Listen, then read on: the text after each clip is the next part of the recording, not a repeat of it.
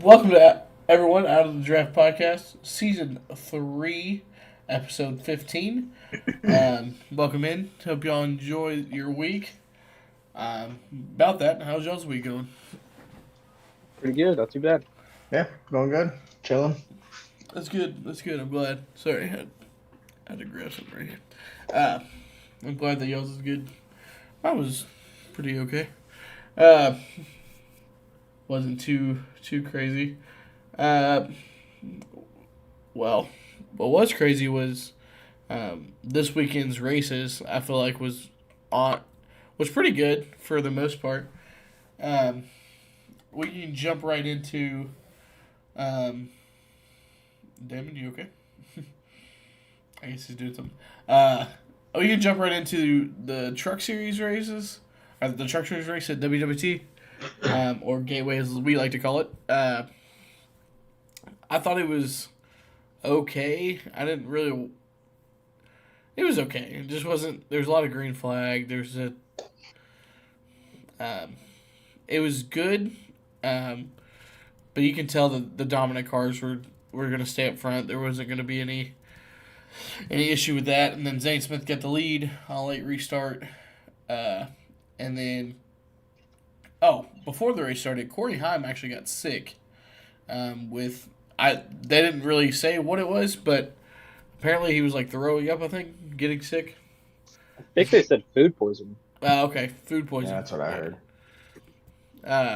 I knew that it was throwing up a lot. I heard that was the case, and I was like, well, I hate throwing up. I think it's the worst. I'd rather have a fever all day. I haven't thrown up in a while, man. I did. Oh. No, never mind. Yes, insane. I will say I've never thrown up because of alcohol. I've never gotten that far. Well, That's about the only time I throw up these days. because I was trying to think of the last time I threw up, and I was like, well, anyways, that's not on topic.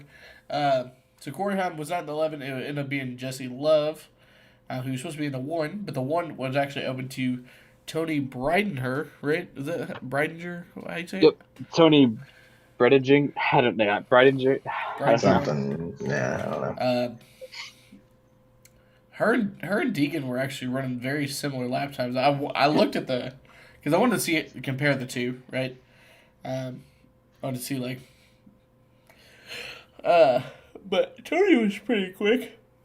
And then, Deegan got taken out. I forgot about that. Nick Sanchez just didn't care going into 3 and just kind of just bumped her right in the corner.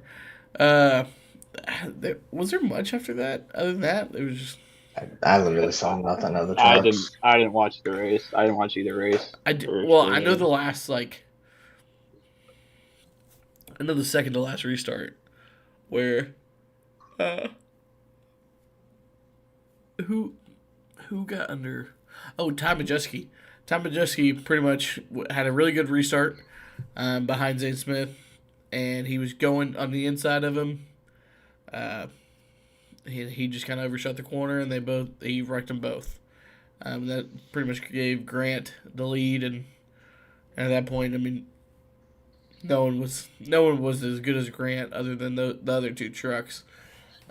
So it was his to keep, really. So congrats to Grant Enfinger. I'm my pick. not a big fan, but there is some news about Grant Enfinger this week. Noah Gragson will be out for concussion-like symptoms. So that is the third driver from the next gen that is out for concussion-like symptoms. The first driver this year, though. This is about the same time that Kurt. Yeah, about the same time. A little earlier. Kurt was poking. Okay. So it was a little bit earlier, but around the same time. Getting into the summer months, basically. Yeah, summer months. he hit hard. Well, we'll get into that, but Grant Figure will be in the 42, and we'll get into the Cup race and why he has concussion-like symptoms. And then, congrats to Grant. And then we move all the way from one side of the the United States all the way across to the Pacific Coast in Portland, which, in my opinion, is a really good track. I thought it was fun to watch. I only watched stage 3, though. I didn't get to see the first 2 stages because I was busy at work.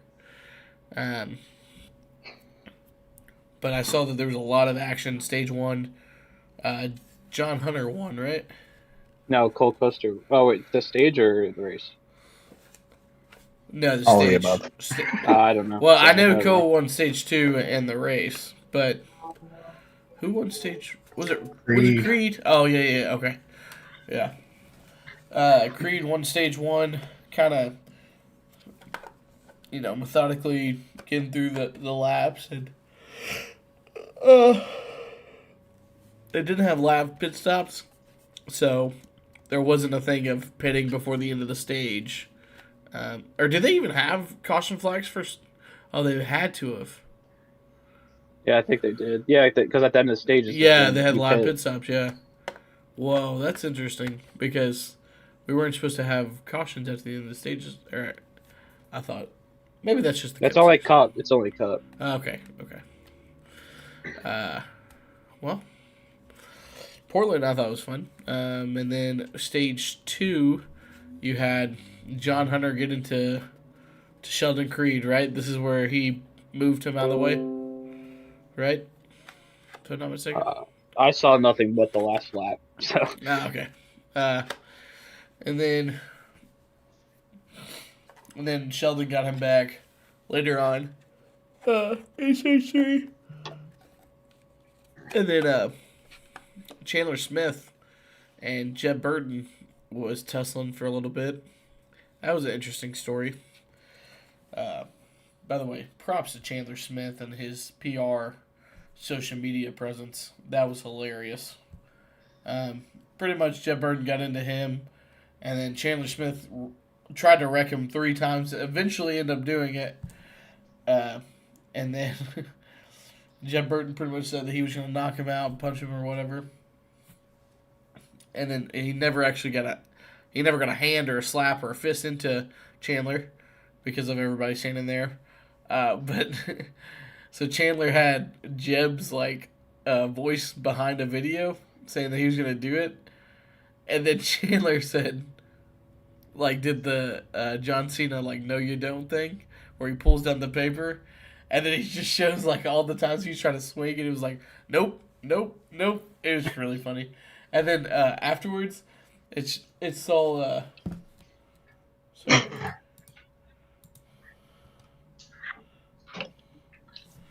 Oh my god. It's all him with his face, and he's looking back and forth on his actual face, showing that there was nothing there. He never got a limb on him. I thought it was so funny. To call your shot after wrecking a guy like that is pretty bold. That's... You got a little bit of nuts right there. I ain't gonna lie to you. He fully dumped Jeb. But the fact that you... after the fact, he didn't have to say a word. And decides to play mind games with him because he didn't put a hand on him. I think it was hilarious. But I can't wait to see him in Cup because him and all the other young guys that are super aggressive and do stupid stuff, that could... They'll fit in. They'll fit in, right? But yeah, and then Cole Custer. Well, I'll set up the last restart. It's green and white checkered. You had Justin Allgaier and Sheldon Creed on the front row. And then you had Parker Kligerman in third, and then Cole Custer in fourth, right? Or was he fifth? Was he fourth or fifth? I think he's fourth. I think fourth, technically. Yeah, because, so when they go into turn 1, Parker takes it 3 wide, shoves the 7 and the 2 on the opposite direction of the track, because he kind of overshot it, and then of course Cole was in the right position at the right time, so he just kind of snuck on through. But I will say, the 2 and the 7, they went around the signs like it was like an obstacle course, and they were still in like right there, which I thought was super impressive, because like Yeah. like you know how on the Indy Road Course what Ross Chastain did, right? Yeah. Like that to me it was similar, but the fact that they moved around objects, I thought that was great. I agree. I think their heads up driving was heads up. Yeah. In terms of going in there realistically on the last restart of the day, it's time to hit your marks, be perfect. And to just be completely shoved out the way, that I can only imagine that's going to just throw your mind off Yeah. right there. There goes the whole race, everything. And for them, both of them, to just immediately whip it through, get through that course like nothing even happened, honestly, and Yeah. they were still right there. I mean, it hurt them a little bit, know. I think they were like a But- second and a half behind Cole. Yeah, something like that. And realistically, Justin was coming. He was running Cole down. Yeah, he was. But He was really they fast got at through the there end of the really race. good. And then, of course, Cole kind of got the lead, no caution. It kind of like we said, Justin was running them down, but Justin's not the type of guy when he catches you, he's not going to just straight dump you unless you hit him before.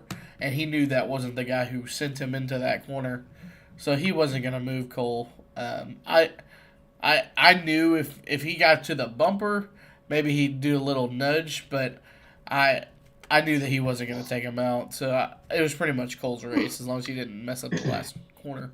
Pretty much, yeah. Which thank you, Justin Allgaier, for having sense of race etiquette. So that's why I've always liked Justin personally, because he's always just been clean. He's never now he's always in scruffles with people, and I think it's just because other people shove him the wrong way. And he's not afraid to back down, but he doesn't.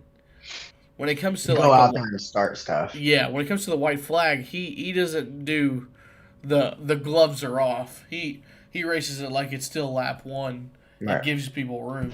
Right, yeah, he's gonna do everything he can to come out on top, but he's also gonna do it fair. Yeah. And I think that's just like how anytime you want to race the way you want to be raced, and that's clearly what we're seeing right now with all of NASCAR is they're all racing each other how they're getting raced. Yeah. So yeah, like you said, it is nice to see that etiquette at least still out there a little bit. So. And I think it's good to have an Xfinity series. I know I just talked about Chandler doing what he did, but if Chandler races against Justin more than enough times, he's gonna do the same thing he does, right? Right. That's just how the nature of it. I think that's what was wrong with Cup is because, all the young guys that went up, including Chase, especially because of the incident that happened last week. All the young guys kind of took the Joey Logano stance, right? And kind of just made people mad, right? And for no reason. But instead of guys like Harvick and Kyle Busch, instead of just stopping that, they enhanced that in a sense of if you wrecked me, they wrecked you back type of thing. They didn't go fix it. Mm-hmm. And maybe that's good for Justin being in Xfinity because he's able to maybe fix the minds of the young guys when it comes to those situations. Hopefully. Because I hate seeing guys just getting knocked out of the way for wins. Do I like rubbing? Absolutely. That's what our sport's built on. Right. But for instance, door slamming is not running running over a guy, but a little nudge off the corner, side by side. What we saw, I think Ryan Blaney do a lot at WWT this week. He got on Kyle Busch's door a lot, but he never did anything to hurt his momentum, So I thought that was really cool of Justin, and congrats to Cole.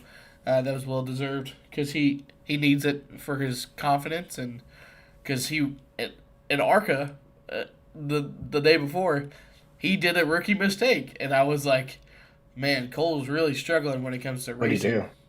So he was second. Runner. Yeah, he was second on the white flag. And he was running down the leader. Like, it was not. You can tell he was better.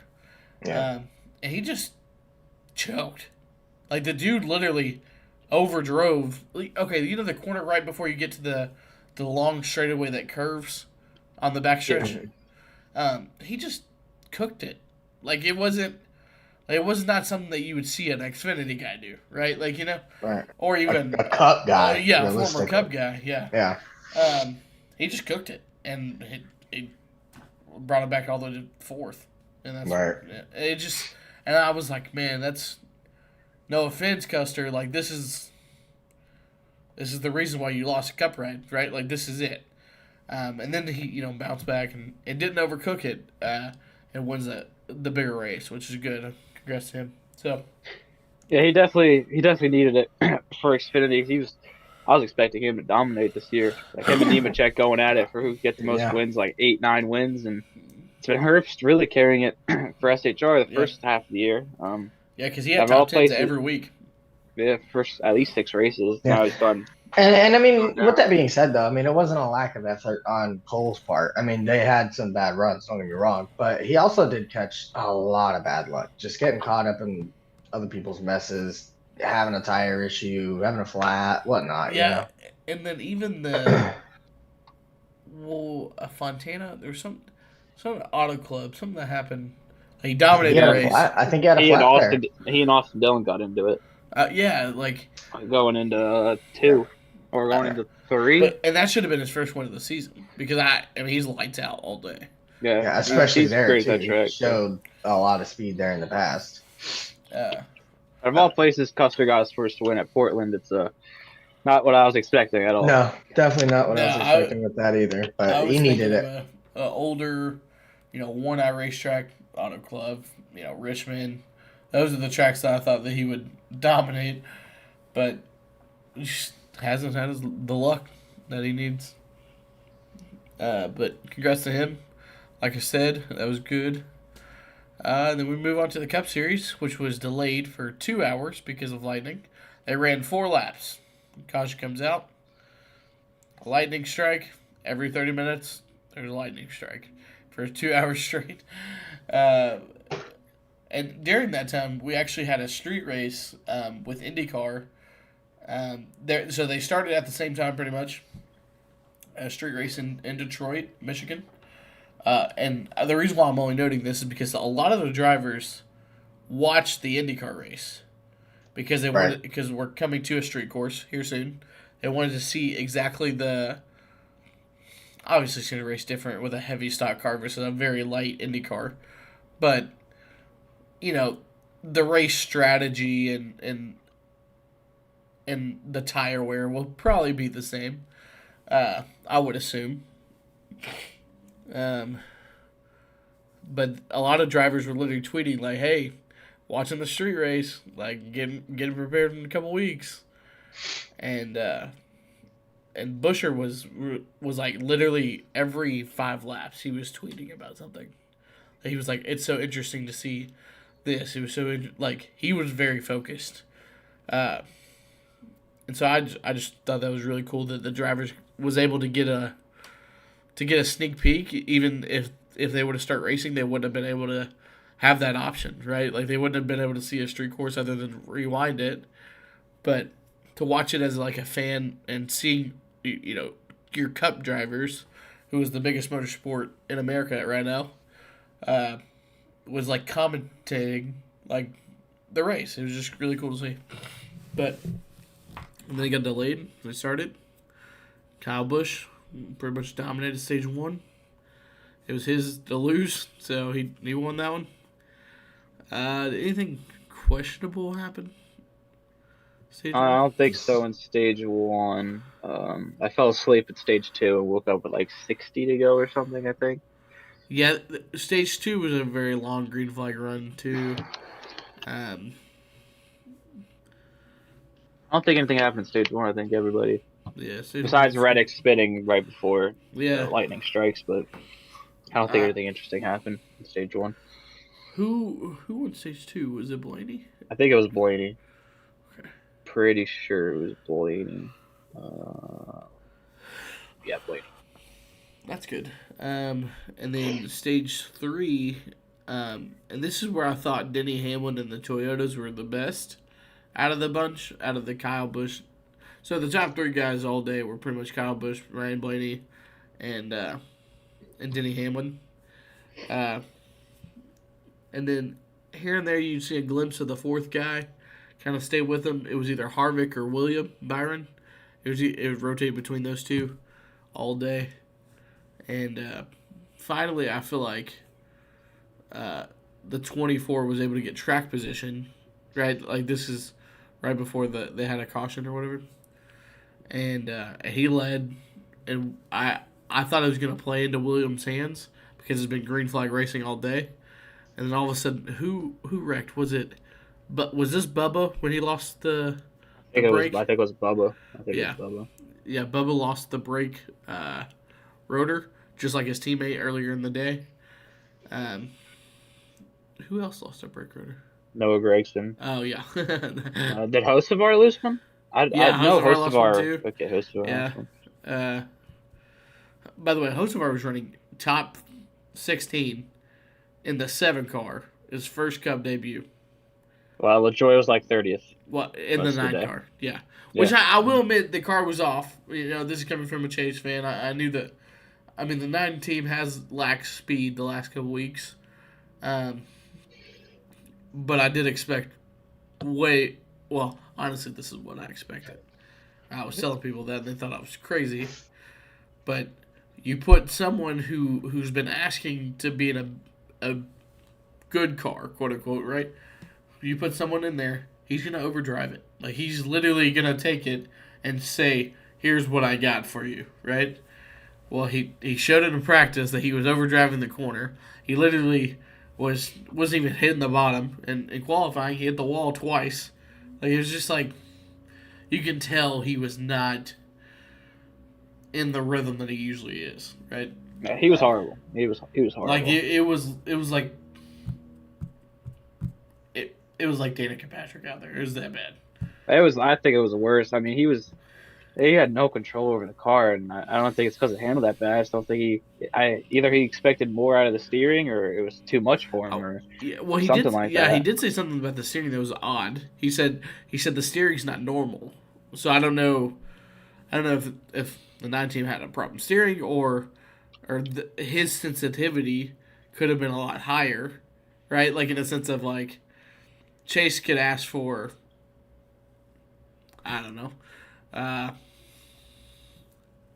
this much steering assist, right? Like a number. I don't really know how they judge off of it, but and then Corey may say, "Hey, I like more of that," or because he was like, I feel like there's no steering assist, quote unquote.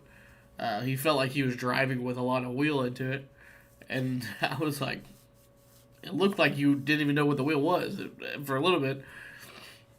But then, he and Chase, I feel like, drive so differently. I feel like he's a lot more aggressive on the wheel, while Chase and most of the Hendrick drivers that they have right now are more, very fluid on the wheel. Yeah, Corey looks like the type of guy to drive on top of the wheel. Yeah. Yep. I feel like he'd gnaw on it a lot. You know, and honestly, that's probably why. Now that I think about it, that's probably why Kyle Busch struggled at Hendrick too. He's not a very smooth guy on the wheel. If you ever watch the in-car of him, he's always tugging, right? Like he's pretty aggressive with the way it works. That's just interesting. That's interesting that you say that. I didn't even think about that. So, but yeah, that's pretty much it. And then we talk about Austin versus Austin for a little bit. Austin Dillon was crying wolf on the right rear. Yeah, I saw it. So I guess to go back, I think it was late in the race. I don't know how many laps to go. 520. Yeah. They were like 3 wide. Cindric was in the. I don't remember who was on the wall, but Stenhouse was on the wall. Cindric in the middle, and then Dillon down low. And It definitely looked like, I don't know why Cindric would do it, and I guess NASCAR deemed he didn't do it on purpose. That's why he's not suspended. Spoiler alert. But yeah, there was Yeah. 3 wide, and then in the middle of the straightaway, looks like Cindric kind of just turned left on him and hooked him. Right into Stenhouse, right?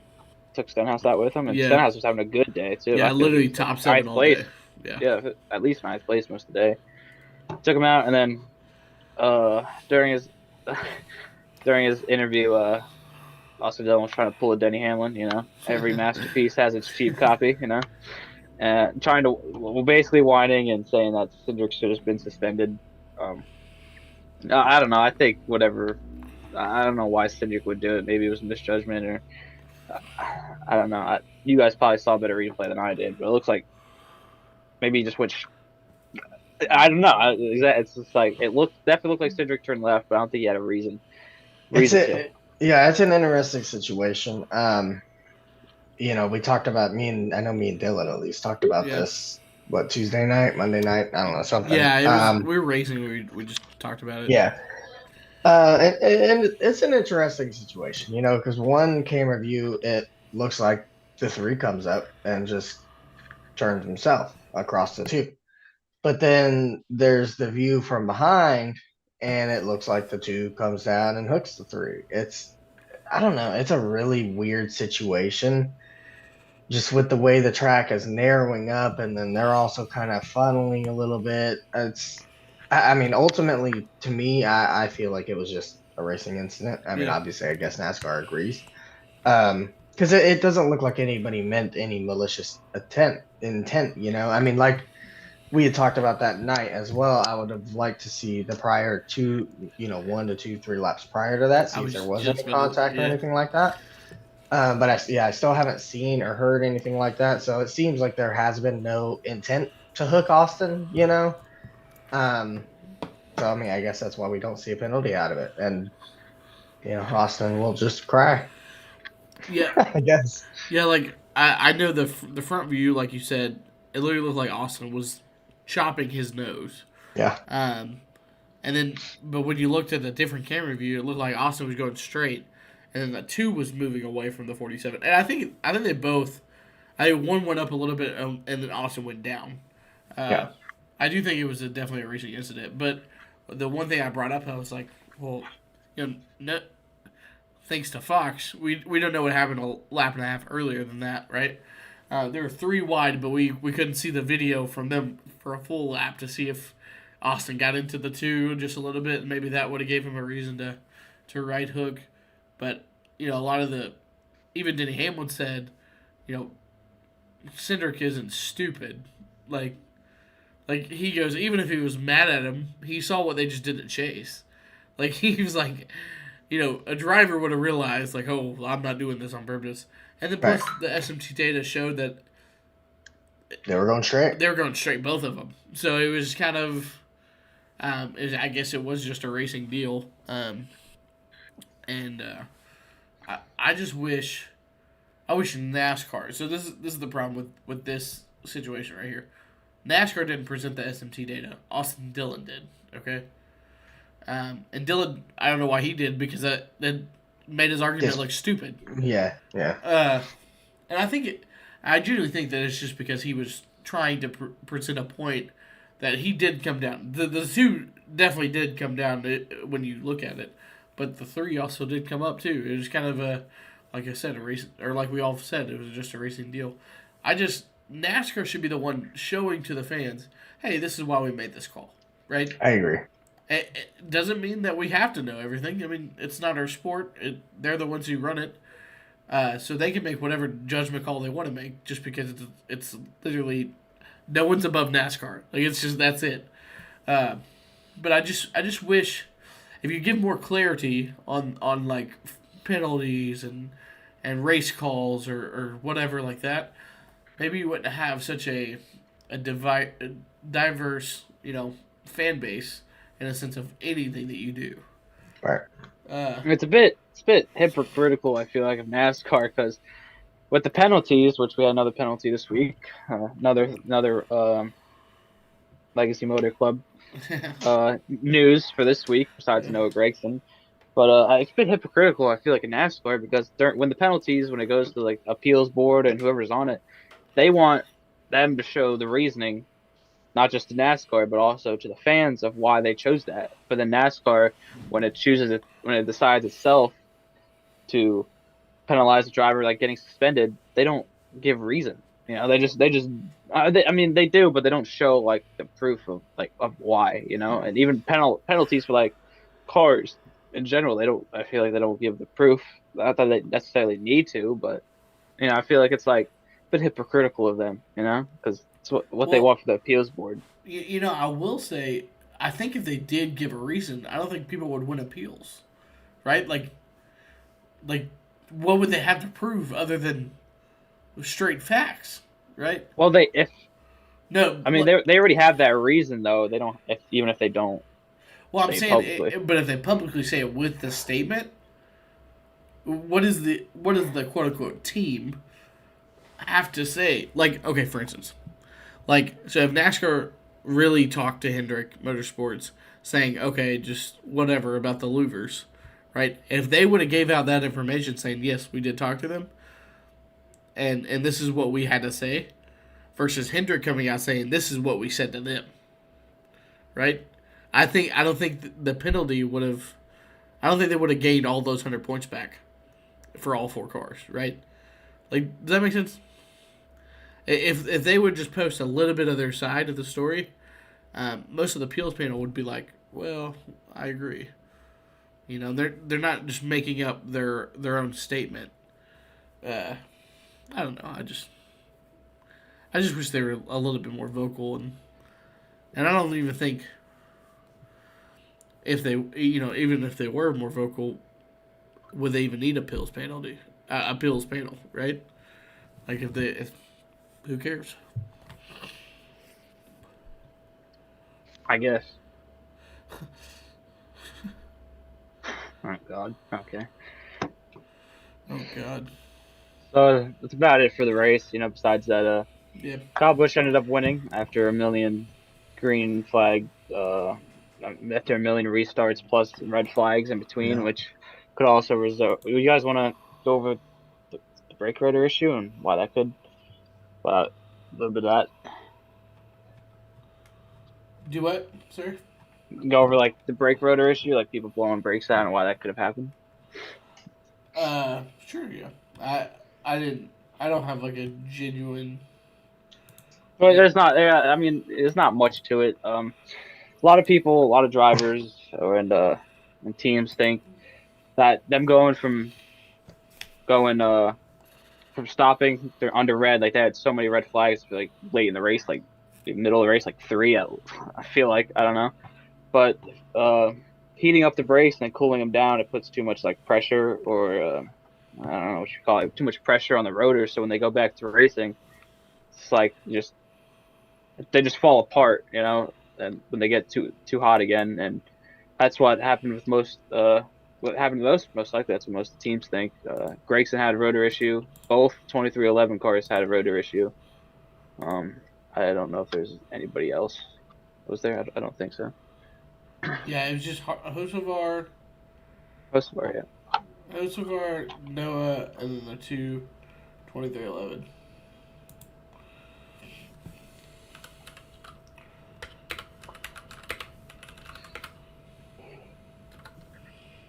Sorry, I'm doing something right here. Did you see that fan that got hit with the brake rotor? I heard that. I think I heard it. I didn't see it happen, but I heard it. On the chat, Hunter just said something like that. Said, yeah, that fan wore that shit like a champ. Also, it's kind of crazy that a part of his brakes actually made it into the stands. No, yeah, I thought personally it was nuts. The fact that the piece of the brake landed in someone's chest. Well, the fan ended up tweeting out saying like, "Hey, no, you left a piece of your car like at the track, whatever."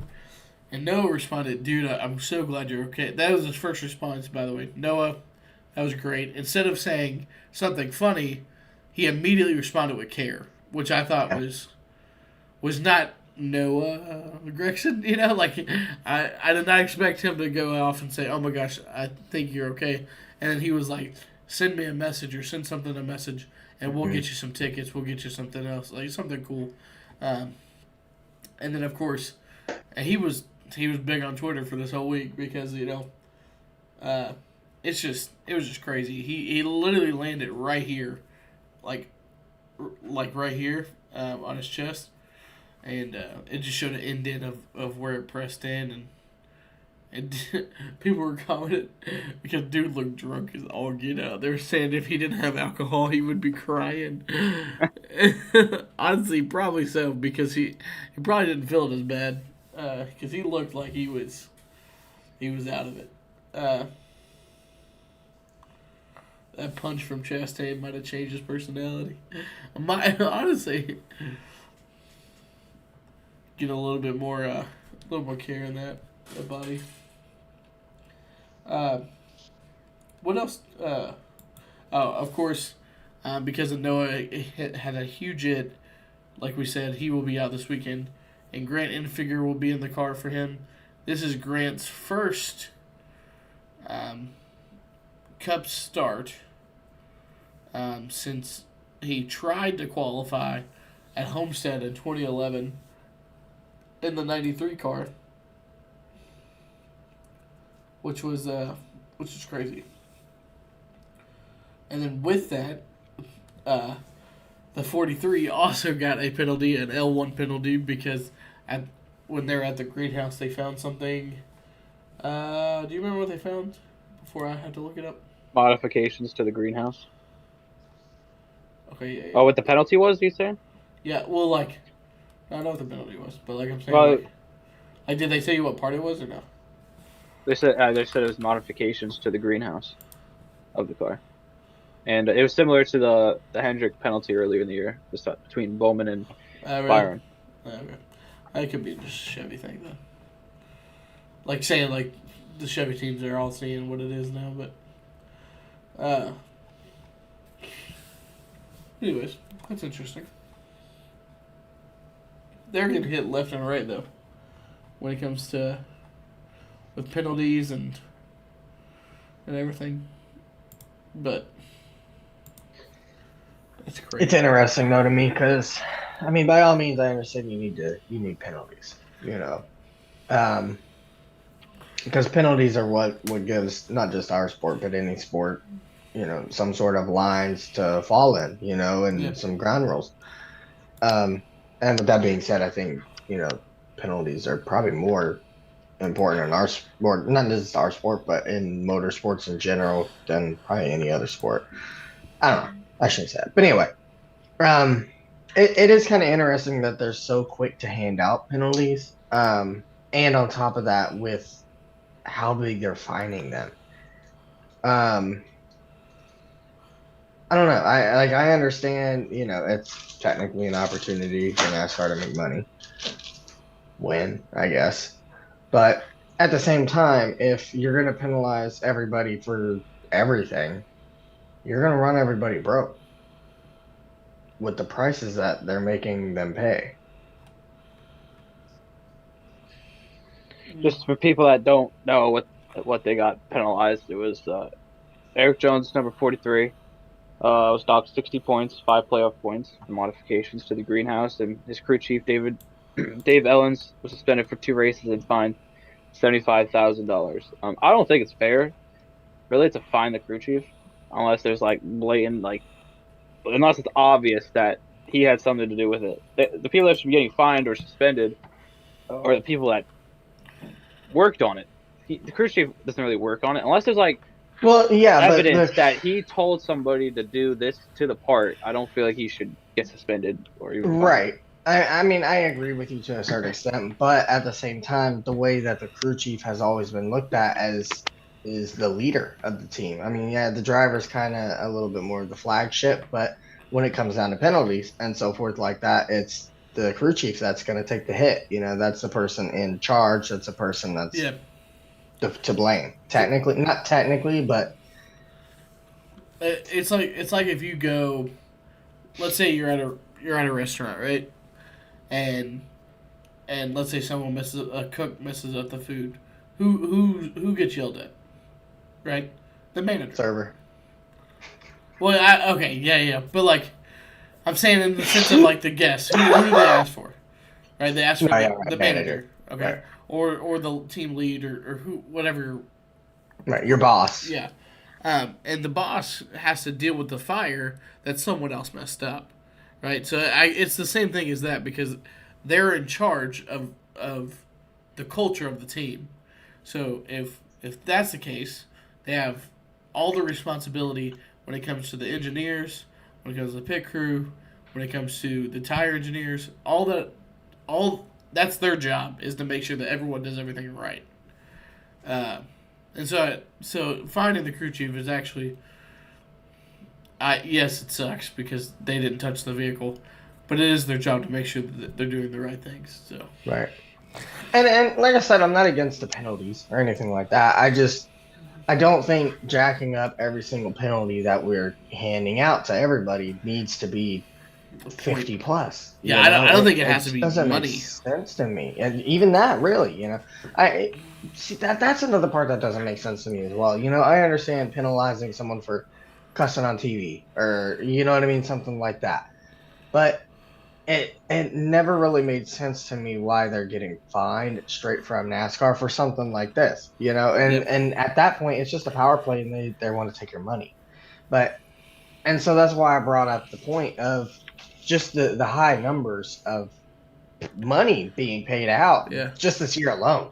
Dude, over $1 million. It's over $1 million. That's what I'm saying, and that's what is in my eyes. That's worrisome. I mean, if I'm an owner and I'm racking up $400K in penalties every other freaking month, it doesn't make sense to be here. You know what I mean? Yeah. And I think that's what NASCAR needs to look at. Now, of course, if you do a penalty, you should serve your penalty. That's not what I'm saying. But by all means. But why? It shouldn't be $100K. Yeah, why make it $100K? What did they do to make that you have $100K? Right. What they did was that they should be fined on track performance, on track points, because for one, if they're already negative 100 points, I think we shouldn't even do a negative 100 points. If you do a negative over 100 points, you should be eliminated for championship eligibility. Yeah, your season's over at that point. I don't think it should be. I don't think you have a chance to win and you're in.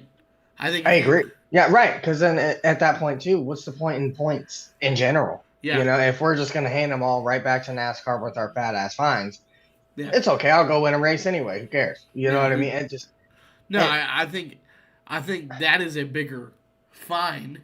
Okay, because they're not making the money back. Right, and they're not losing it to NASCAR when it comes to their chance to take it back from winning the championship, for your owner's championship, all that stuff, all goes involved from taking money back from NASCAR. I think they shouldn't take fines. I'm sorry. I think the penalty should be harder when it comes to championship eligibility. And no offense, and if your sponsors get mad, well, guess what? You lose your sponsor. So there's more fines into that. And so people won't. I'm sorry, but the guys like Rick Hendrick, he'll be like, keep going because I have all the cash. I have it all. Right. I literally make Kyle Larson a driver just because I can. He doesn't make money off of him. Hell no. Right. There's no way in hell he makes money off Larson when he uses his other business to pay for him. Like, you know what I'm saying? And so it's an investment, though. It is. It is. Right. But it's taking 3 years though for him to have another type of sponsor. Right. So those 3 years may equal to be Larson, dude. I only have 10 years for you. Not I have the rest of your career. Right. And so a little shorter. It's a and then on top of that though, even if he doesn't get even more sponsors, it can still dwindle that shorter and shorter and shorter because just like you said, if he ain't making nothing, he's only gonna do it for so long. I think the only way that makes sense, in theory, if it's just Hendrick cars on the car, 75% of the season or whatever. Yeah. I think the only way it makes sense to keep Kyle is if he's winning a solid 5 races a year. Honestly. Yeah, or even more than 3. Or like championship, or you know what I mean. Good seasons though. Like if you're gonna go out there and have a season, I mean, no offense to the other guys, but kind of the other guys in and out of the car, which I know that ain't their doing. But just ultimately bad. Can you imagine though, Larson being out of the car right now? That could probably just kill his career right there. Yeah, because I mean, literally, he's the only reason why the 5 team is okay. No, right, Cliff Daniels he's literally the best crew chief there is. But like, I'm about to. I think he'll surpass Jack and House. Now, not championship wise, because I think it's harder to win. No, when it comes to all around a better crew chief. Just yeah, no, yeah, I agree. Because he's super intelligent.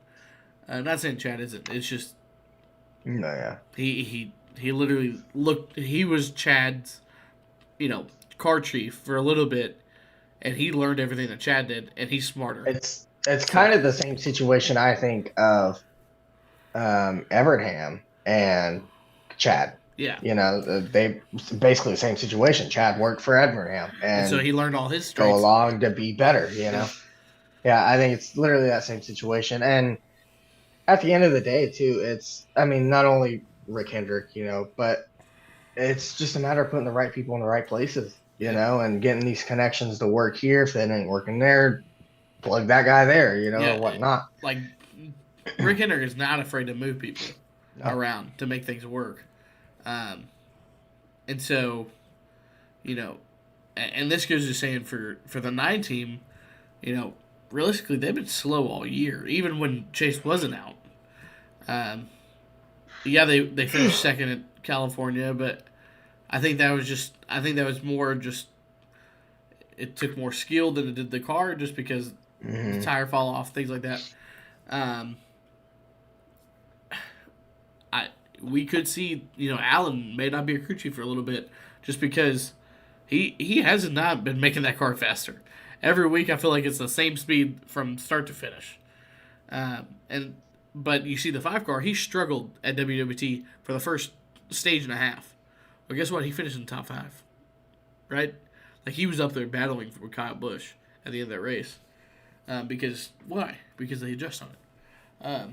I do want to go to keep the Hendrick Motorsports theme going, because, for one, they're doing a Garage 56 Le Mans car this weekend. If you don't know what that is the 24 hours at Le Mans. It's a IMSA style. It's a IMSA Motorsports. It's a whatever, and that's like the 24 hours of Daytona, but it's their second 24-hour race of the season. And NASCAR was invited to do one of their series. And Hendrick Motorsports and Chevrolet was the team that was in their Garage 56. With that being said, Hendrick was there this week, and they asked him about Chase Elliott's thing. And this is what he had to say about Chase Elliott's penalty. I think you've accepted it if you did it. But if you get roughed up, and you get roughed up by the same person all the time or multiple times in a race, it gets frustrating. It sets in, and you've ruined my day, and I'm going to ruin your day. And I think NASCAR is going to calm that down. And until something is done, they're going to keep doing it. So I don't like that. He doesn't like what he did. But I feel like our guys have the right to retaliate, but we've got to now not wreck that guy. It's interesting. A lot of words. It is. But he didn't say anything. Like, so they're there, and they asked him about the penalty, of course, because Chase Elliott, whatever. But why are they asking him that? It's not in my opinion, I don't think there's anything that matters, because we're about to do something in NASCAR we've never done before. Put the actual Cup car into a different racing series. Isn't that amazing? Like, just it's wild. We 10 years ago, this wouldn't even have been imaginable. But the fact that the next gen car, yes, there's terrible short track package, the safety is off, whatever. but it is moving into the right direction, in the sense of we have a chance to, build the car for cup racing. But hey, if we take some of the weight off of it, we go throw it on a IMSA, right? Or here soon we could be like, let's who knows, let's take all the fenders off. Let's go race IndyCar. Like we never know. It would be funny to see, right? I think this is cool to see. The NASCAR car was definitely way faster than its class. So that they, like in practice, they were 3 seconds faster than its class, which is, they should be moved up a class if that's the case.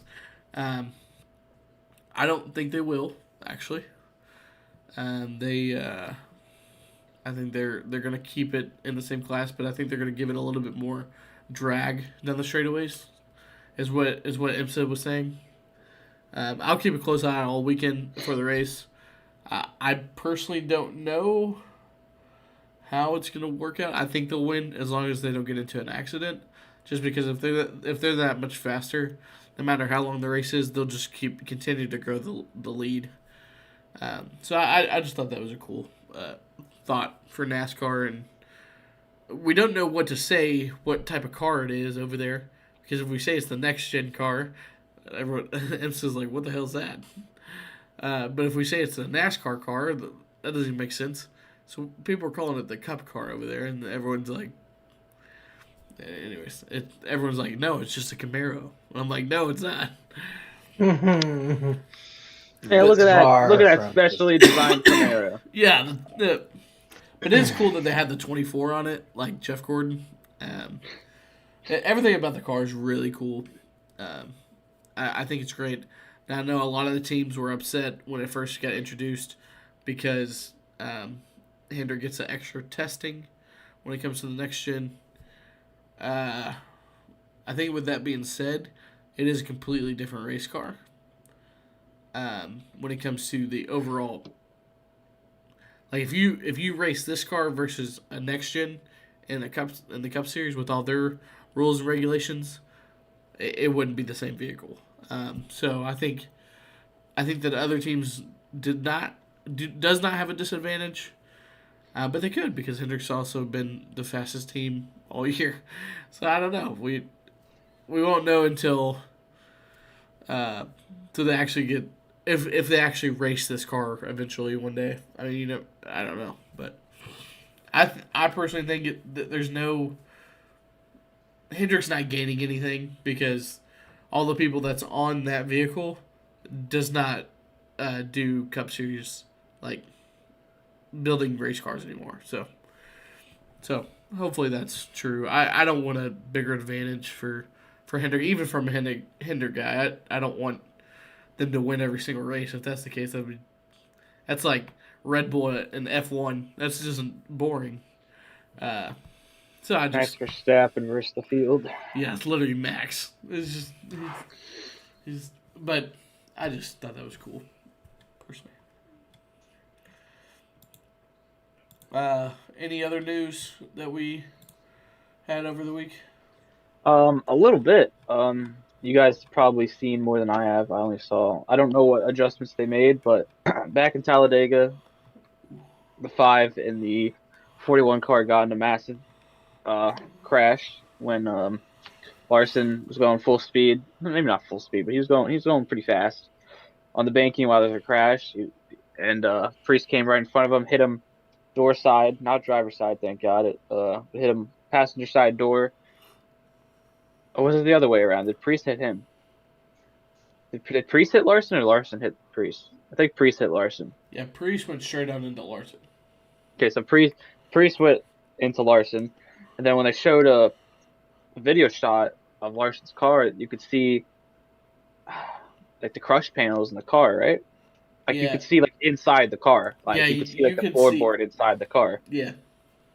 So they brought those cars to R&D, and they've been NASCAR said that they were taking them apart slowly, and that I don't know what adjustments they've made, but they've made more safety features to the cars from that incident and all the research they have done in the R&D. I don't know. I don't know what safety things they've done. I've looked for it, prior to the podcast. I was looking for them and I couldn't find what safety features they made, but they said that they made safety features. I don't know if you know, Dylan or Mitch. You guys know? I don't know. No, right before I invited you guys to the Zoom call, I did see a video, but I wasn't able to watch it.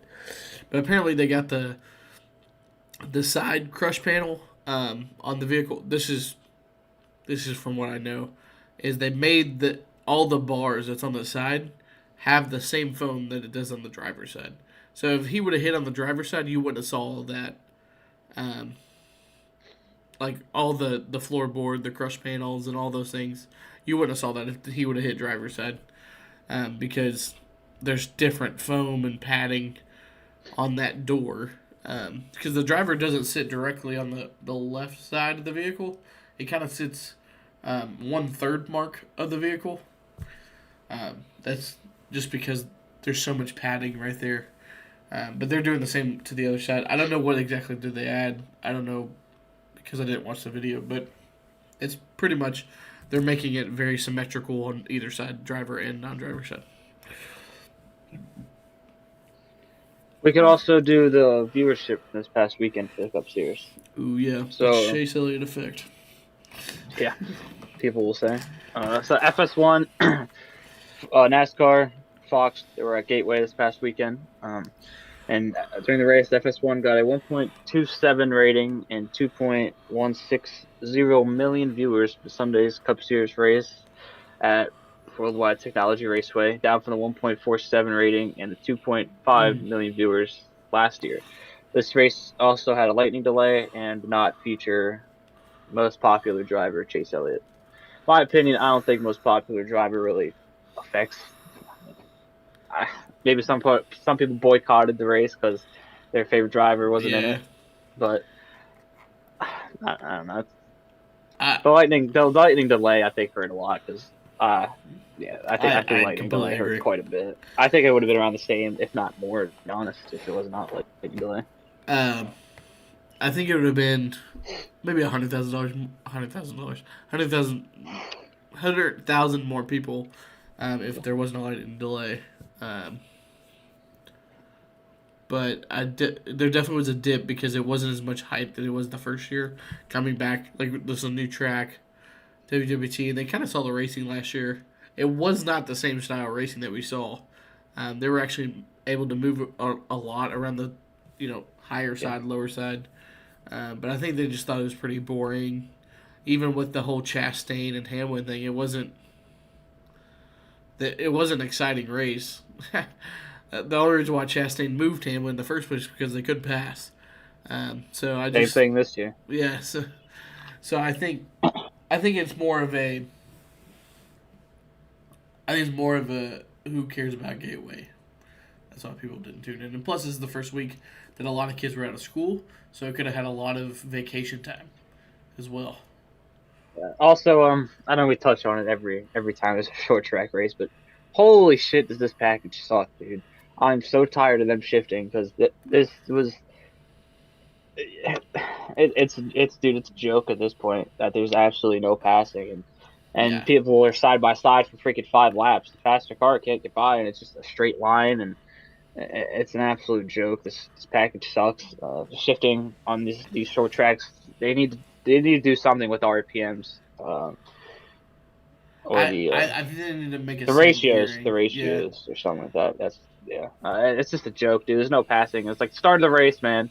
A little bit of start of the race. I see Logano and Harvick side by side for 5 laps. Yeah, and they literally lose 5. They almost lost 5 2 seconds at least. Yeah, they lost 5. Yeah, they were behind the leader 5 seconds. Yeah, absolute joke. Well, the top 4 were all still together. Logano and Harvick side by side for 5 laps. Lose that much time. It's an absolute freaking joke, dude. I hate the stupid package. Now, they ruined Martinsville. I will say. I think it's good. Sorry, but I think it's slightly good at Phoenix. That's like the only track it's all right at. Which, luckily, we only have.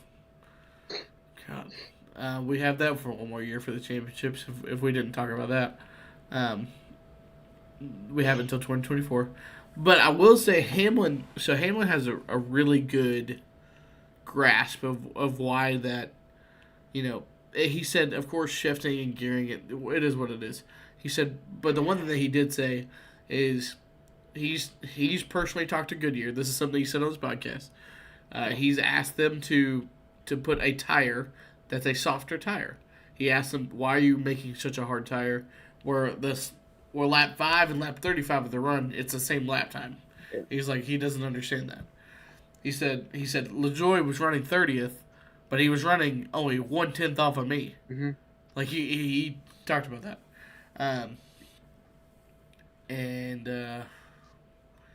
With that being said, Goodyear also said, yes, we were scared of the next gens. We didn't know how the tires were going to handle. He said, so we are working on a softer tire for road courses and short tracks, for tire fall off and the footprint to wear across the whole footprint. So. Yeah, I saw that. I know what episode you're talking about on the podcast. That was a little while ago, right? Or was it this week? No, it was this recent one. It was this week? Oh, I watched one early in the year. I think it was right after Phoenix, where he said the same thing. It was tire wear. To improve short track racing, obviously a different package. No shifting and tire wear. I think those are the three main things he went at, and I completely agree. I mean, I watch lap times. I look at lap times a lot during the race, and I like you said, I see first to last place at max 2/3 off. It's crazy. And that's just not how it should be, man. Like there's no passing, man. It's frustrating. The only reason Larson finished top 5 is because he got track position. Yeah, I don't think he had that great of a car. Yeah. He was 20th the whole race, and he took 2 tires once, and he's up in the top 5. You know, it's stupid, but like mile and a half, there's maybe not a ton of passing like you usually see, but there's good racing. Like you can actually race, and the faster cars will make their way up to the front eventually. Maybe not as fast as they used to, but. But I do think Hamlin was pretty excited with what he said.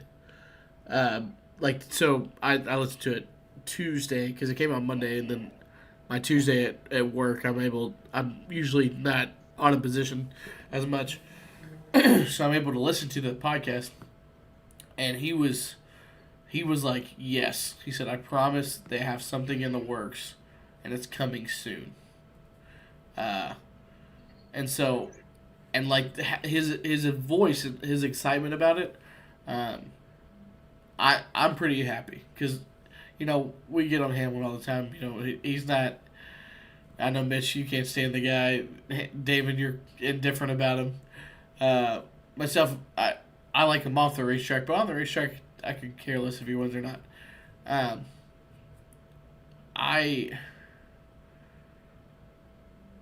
He's a smart individual when it comes to racing and when it comes to understanding what we need. From listening to his podcast, he is very smart, and so I think we'll with whatever's happening, what's soon to happen, I think we're gonna see a really good racing here soon. So, hopefully, I hope, because I miss good short track racing. Like I discontinued my Flow Racing account because I was like, I'll never watch racing. Literally, the last 3 weeks, I'm like, these car tour races have been phenomenal. And I'm like, I can't even watch it anymore because I don't want to pay $120 for a subscription. But anyways, this is... Yeah, there's a couple things I missed that sport has gone away from quite a bit. That's good short track racing. Yeah. Saturday night races. Yes. I missed that, dude. I don't know why we keep going away from it. Probably because viewership's not as good on Saturday night or something than Sunday. Yeah. But, dude, Saturday night racing, I'm like Saturday night. A lot of people hate on this track, but I think Richmond's a pretty damn good track. I think this year's it was a bit of a snoozer. But I mean, I go back and watch the 2018 race. I thought 2018 spring. What about the 20 race was good. 14 one? Which 2014, yeah, when all of them were battling. Wow, such a good race. Dude, I think the fall race actually, but whatever. Wasn't it with Kenseth and Keselowski and all them? Yeah, the Kenseth, Keselowski, Logano. Was that the spring? Yeah, it was a great race.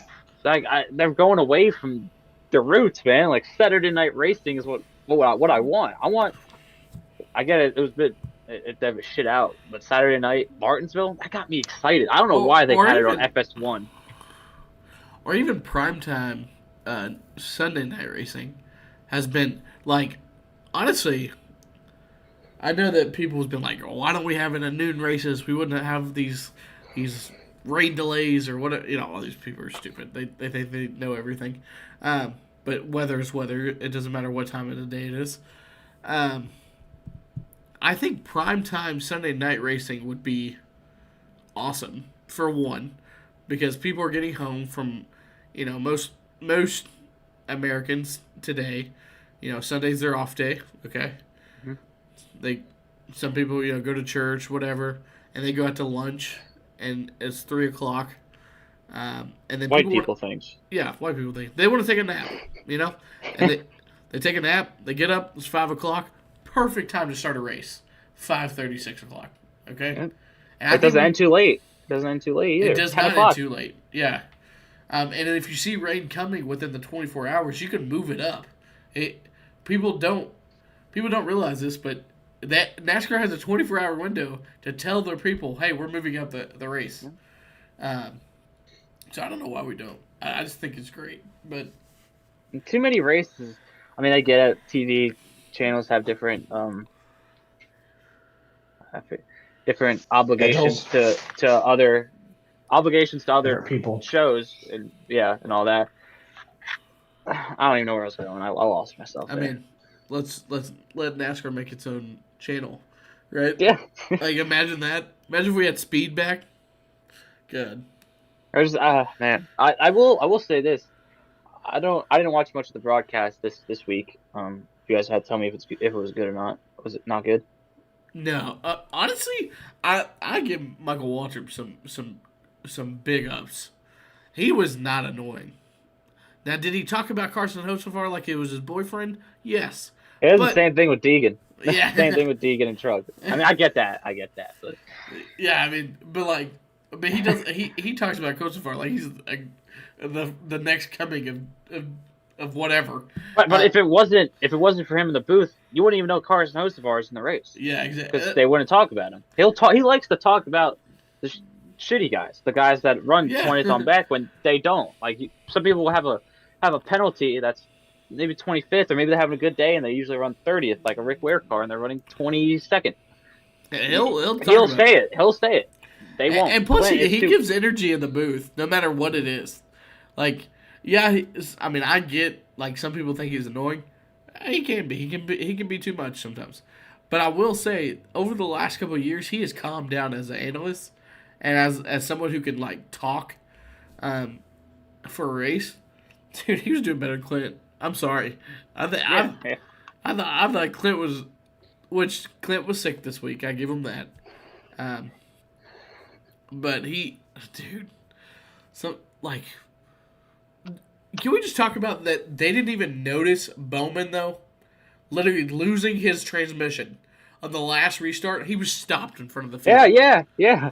And that Fox was like, Who Hey, cares? somebody's slow back there. Oh well, we're gonna focus on. it's the something. 48. Who cares about that guy? If it was Chase Elliott though, No. If it was Ross Chastain, Mike Joey would have went out of his seat. It would have been like, Ross has stopped. Let's look at the caution's watermelon man. out. Yeah, caution's out. The 7th, 9th generation watermelon farmer stuck in the Stuck in the field. Dude, That's funny. Sorry, something just got tweeted out from Bob Parker. Yeah, I saw that too. Which is really cool. The West Coast Stock Car Motorsports Hall of Fame, for the ceremony tonight, it's going to have Kurt Busch, Matt Crafton, Kevin Harvick, Brett Keenling, I don't know who this is, Lynn St. James, Don Basil, Bert Forlon, Fred Gerhardt, Nick Recino, Recino? I have no idea. I'm like butchering these names, dude. But yeah, Kurt Busch, Matt Craft, and Kevin Harvick, out of the people that we all care about. Yeah, we all know and like. But yeah, so there's that. And y'all ready to move on to race picks? Oh, yes. Oh yes. Oh yes. Who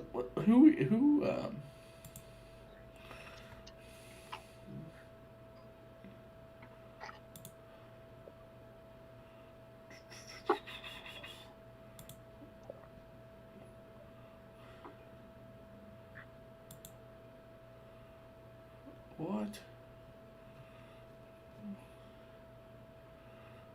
Okay, the trucks are having an off week. Which, Yeah, it's just Xfinity and Cup at Sonoma. Xfinity at Sonoma is new, right? yeah, that is new. Which is odd. Arca is racing. I don't know if there's any. Sometimes there's like Cup drivers in it or Xfinity drivers in it, but I do not. I do not know if there's any of those like, main guys in it this week. By the way, this is Fox's last week having the rights to the TV. Can we give it a round of applause here? Can we get it? Can we just? I just want to thank you fans for lasting this long for the race year because I miss when like it split it after the Coke 600. Remember that? And it used to go to TNT. Do y'all remember that? Mm-hmm. Yeah, 20. Yeah, I remember back in like 2014. And like that, TNT was honestly, I thought that was pretty good. Oh, TNT was trash. But looking back at it, I kind of like it now. Like I'll look back and I watch races like back every races at night now, and I just hate Cal Petty, but I love ESPN, bro.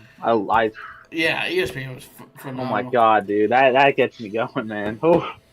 All right, I'll read off Xfinity here so I can calm down. Xfinity Series is at Sonoma Raceway for the DoorDash 250. Yeah. 156 miles, 79 laps. It's on FS1 on June 10th at 8 o'clock.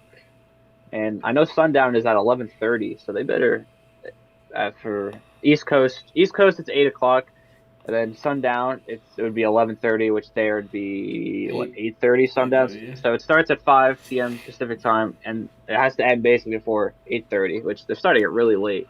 It's gonna be cool, but it's also gonna be really weird watching it here. But yeah, on FS1, June 10th, 8 p.m. Eastern.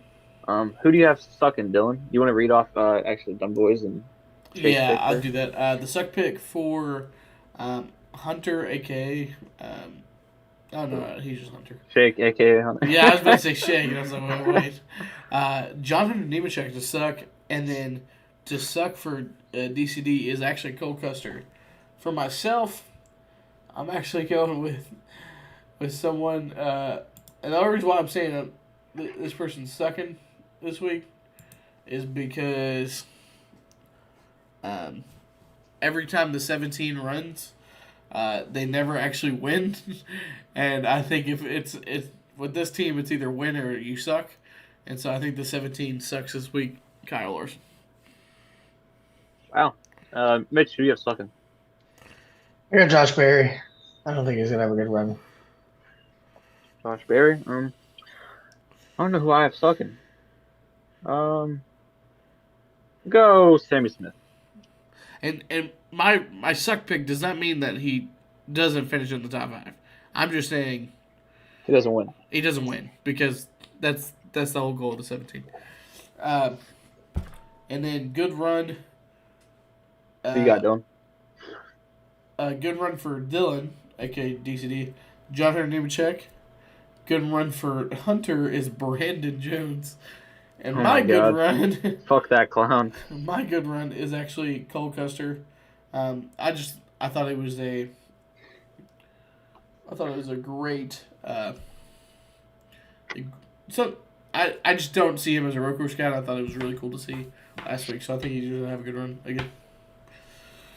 Who you got, Mitch, for a good run? Austin Hill. I got Eric Almirola for a good run. Who wins, Dylan? For Hunter, we're going to go Sheldon Creed. For Dylan, he's going Larson, and for myself, I'm going the 3-time Cup winner this year of AJ Allmendinger. Doesn't count for his 3 wins though, Mitch. So who wins this week, Mitch, for Xfinity? Kyle Larson. Ooh. I got also. Ooh, you know what? I got Daniel Suarez. Ooh, where's he at? 07. I didn't even see him until right now. That's I pretty know good. the Cup drivers that are in there: Suarez, Allmendinger, Larson's in it, Almirola's in it, and I think there's one. Ross Chastain. Who has not done anything when he's raced Xfinity or Ty Truck this year. Gibbs. Dude, this is a stacked field, brother. It always is at Sonoma. Even the Arco series is stacked. But When's the last time that Xfinity ran Sonoma? I know Truck series usually does it. They did it last year. Yeah. Or 2 years ago. I don't. Xfinity. Last race. Ty Dillon's also racing it. He'll probably finish 30th. Yeah, it's a stacked field for Xfinity, man.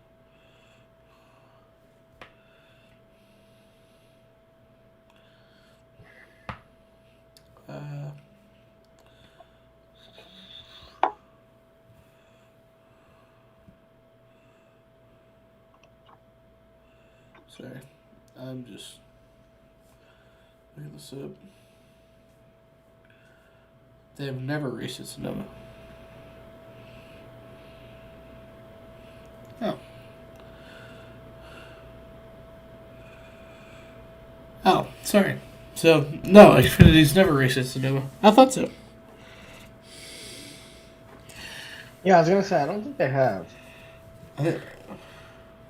Yeah, it didn't seem familiar. That's why I was like, I can't think of a, because every time they usually do Sonoma, they've always done like Canadian Tire or no, they did Road America always this weekend, I think. Anyways, going back to our picks, we're gonna have the Sunday, July 11th at 3:30 p.m. Eastern Standard Time. The Toyota / Save Mart 350 at Sonoma Raceway. It's 110 laps for 218 miles. It's on Big Fox, the last Fox NPRN. And can someone read off the guys' picks? Who's going to do it? I got you. Okay, well then you will say your suck pick as well. All right. So Hunter's suck pick for Cup is Tyler Reddick. Or no, that's all right. Dunboy's the other Dylan. Suck pick is Tyler Reddick, and Hunter's suck pick is William Byron. My suck pick will be Brad Keselowski. Mitch? I'm gonna go with Daniel Suarez. I don't think he's gonna have a good run this year. For my suck pick, I'm actually gonna go with Bubba Wallace. Good run. Good run for Dunboy is Daniel Suarez. Good run for Hunter is AJ Allmendinger. My good run, I'm also going to go AJ Allmendinger. Mitch? I'm gonna go with Tyler Reddick. For myself, I'm actually going to go Chase Elliott. I think he needs to have a good run. This is not saying he does. I just think this is, if he doesn't have a good run here, I think this is a make or break for him making the playoffs in general. Wait, who'd you say? Chase Elliott. Chase? Okay. Todd Gillen back in the 51 this week. That's stupid. So dumb. Fucking hate that shit, dude. And who's going to win? So Dunboy thinks Chase Elliott's going to win, and so does Hunter. Nice. That's great. I think the winner will be, I don't know, man. Screw it. I'm going to go Kevin Harvick. Oh, God. What? We'll go Harvick. I mean, I would love that, but He's good at Sonoma. easily his best road course. I mean, I agree, but I don't think he's got that much speed in turning right anymore. Wow. He's that old. Mitch, who does have speed turning right? AJ Allmendinger. Chastain. Oh, wow. Holy cow. He's your winner. Looks like Dinger ain't winning 3. Yeah. I almost went with him, but he's good at Sonoma, but he likes to make mistakes there, so I chose not to go with him. He likes to blow his car up. At Sonoma. I'm going to go with someone. Either that or run out of gas. Yeah, that's true. Up the hill. Nah, was that AJ or was that? That was the Ambrose. Marcos. That was the Ambrose.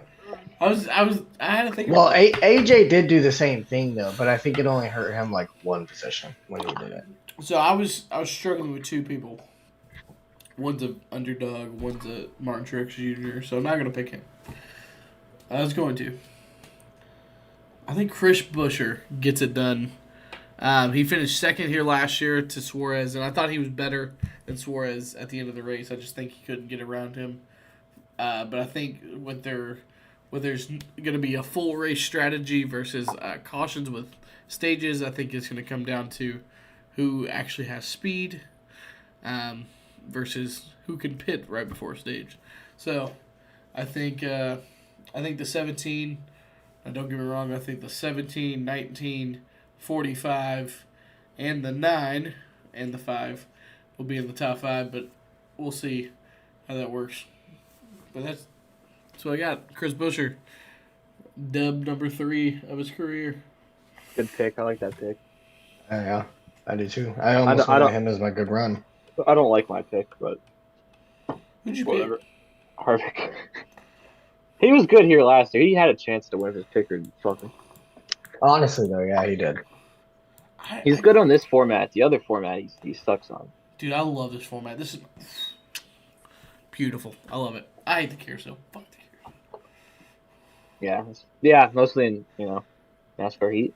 Dude, it's the worst. I get to. Sorry, after this podcast, I get to actually race on it with normal format. So. Dude, I absolutely dominated. Yeah, the normal. Yeah, for a second I was like, what? I absolutely dominated on that game, bro. And I Sonoma put the difficulty as high as I could, but I'd be lapping them in like 20. See, that's the thing about those games, though. Just you would do that at all the tracks. Not really. I don't think. Yeah, really. If you didn't, you're trash. I must have sucked, dude. I don't know. Because I definitely did. The AI were trash back then. Like they were slow as hell. Well, okay. Now I will say, the difficulty was not high at the super speedways just because they spread it out too much. Yeah. Oh yeah, for sure. Like literally with one pit stop on that game at a super speedway, and they are 100% around the track. That was stupid. I was like, the whole field. The only cool part about it though was since back then, those were setup days, so you were already flying. So the cool part is whenever they get strung out like that, a lot of times you're able to catch a draft, hop out, catch a draft, hop out, catch a draft, and just keep that same thing going and just have a flyer. But yeah, I got to get a new controller for that. I'd like to hop on there. But anyways, that's all we had for the podcast. Next week, we'll have, of course, Nashville. We'll have all Fox to talk about. This is about midway through the regular season. I'm sure we'll give some thoughts on how the seasons went. Yeah, we should probably do like a mid-season update. Report card.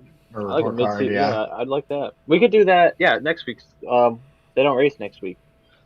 They have a week off. Actually, yeah, that's perfect. Yeah. I was saying that earlier to you guys a couple weeks ago. We should do like a mid-race report card for like all the teams, and then do the drivers. Yeah. We can do like a B, C, D, F. Yep. And then maybe update our playoff picture. Yeah, like we give a new 16 drivers after the season and compare. Give it a new 16? What do you mean? Oh, playoff? Yeah, well, obviously the people that's already in it. Yeah. Right. I like that. think it'd be cool. Yeah, look at us making plans live, so you know what's going to go down. You know You what have to you expect. have that See, entertainment now you about you. can definitely invite your grandmas and Oh your my, Oh yeah, cousins. because you know please, your you can grandmas have will your love. grandma ready to go. Dude, She Your knows grandmas will love it's next report episode. card when I love. say Yeah. Damon is the biggest JILF magnet I've ever seen, Oh my god, dude! You don't even know. I do. If I see him at Walmart, bro, dude, it's game over, dude. he, he Find me watched the bathroom. he watched her literally walk down the medicine aisle because, for one, she's on the verge of you know what. But that's beside the point. Thank you If for, I see them, if I see them waiting by the prescriptions, bro, dude. Let me I'm like, tell what you. prescription you going for, baby girl? You know? All right. Well, anyways, that's it. Peace out. Lord. That's exactly how